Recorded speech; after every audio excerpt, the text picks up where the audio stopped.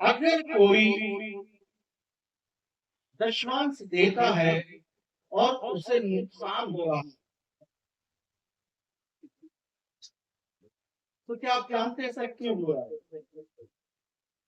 दशमांश के बाद परमेश्वर कहता है मुझे ऐसा करके परख कर देखो कि मैं तुम पर परम आशीष की वर्षा करता हूं या नहीं।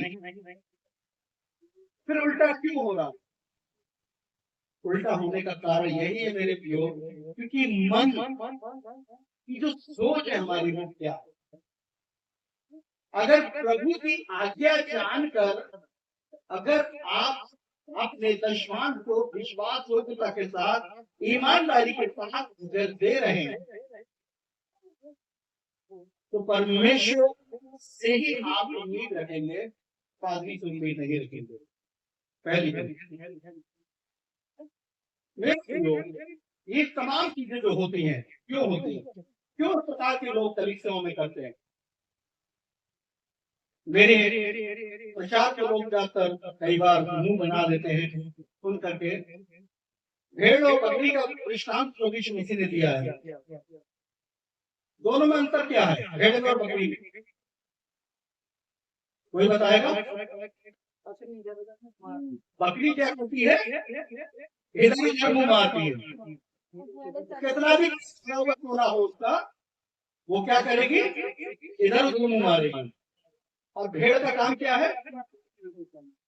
भेड़ अपने चरवाहे के सीधे रास्ते पर चलती है। ये दोनों में अंतर है।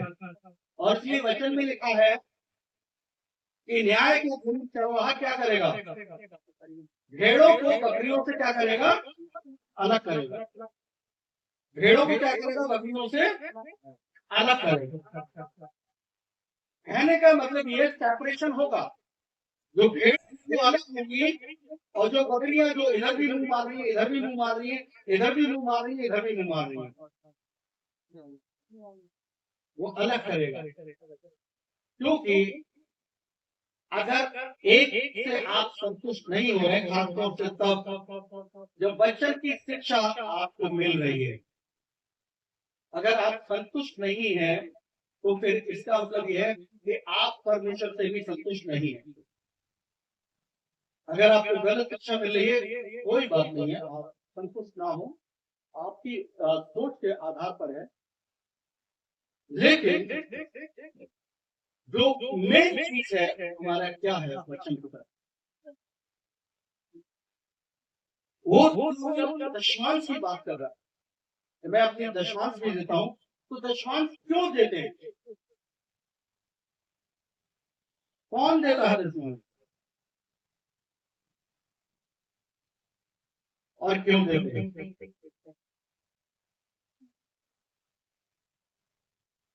दशमांश हम सोचते हैं कि हम अपनी कमाई का भाग दे रहे हैं, दसवां हिस्सा।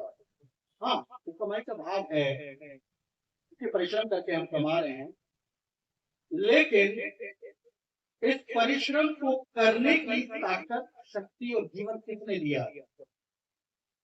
किसने दिया? किसने दिया? परमेश्वर ने दिया है।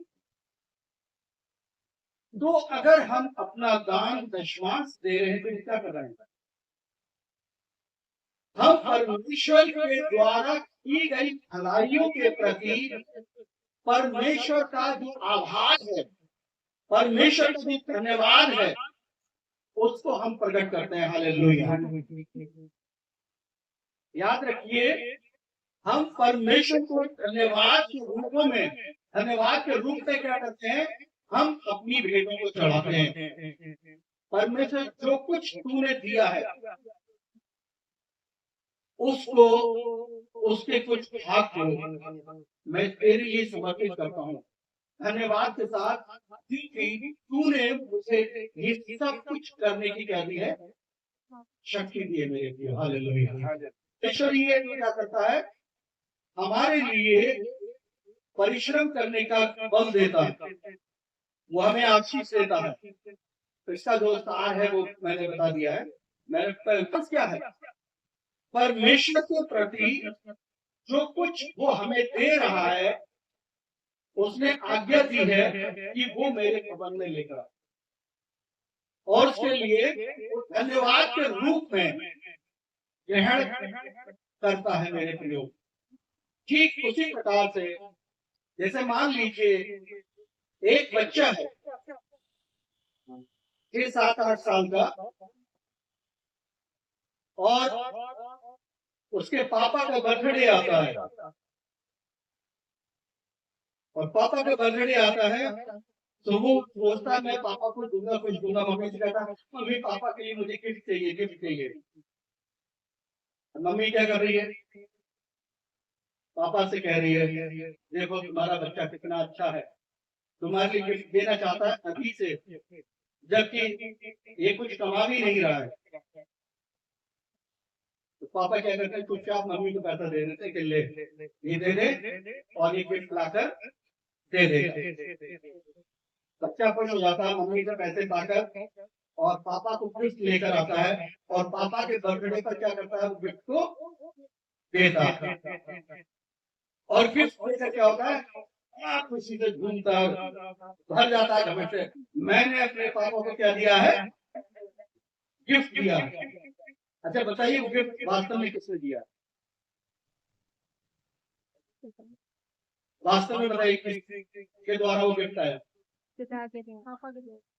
पापा के ही द्वारा। पापा से लिया था तुमने, पापा का ही था, और पापा को ही तुमने वापस कर दिया। तो इस महसूस से क्या रहा? मगर घमंड इस बात का किसी बच्चे को जानता ही नहीं कि वो पैसा आया कहाँ। बस वो इतना जानता कि मम्मी ने दिया, लेकिन मम्मी के पास कहाँ से आया तो इस बात को नहीं जानता। मेरे लिए उस व्यक्ति के अंदर धन्यवाद नहीं है, उस व्यक्ति के अंदर दीनता नहीं है। वो व्यक्ति क्या कर रहा है, घमंड से भरा हुआ है। वो व्यक्ति परमेश्वर का स्थान लेकर न्याय सारे लोगों का, एक का नहीं सारे लोगों का क्या कर रहा है, न्याय कर रहा है। मेरे लिए क्या कोई मनुष्य परमेश्वर के सामने अभी है अपने कामों के द्वारा? बाइबल क्या बताती है, हमारे घर के काम कैसे हैं, परमेश्वर के सामने किसके समान है? मैले चित्तों के समान है मेरे प्रिय। और वो उन मैले चित्रों पर ही घमंड कर रहा है। वो उन्हें नया समझ रहा है, लेकिन वास्तव में वो मैले चित्रे हैं वो कर रहा है। जो वो कर रहा है वो क्या है, मैले चित्रे हैं।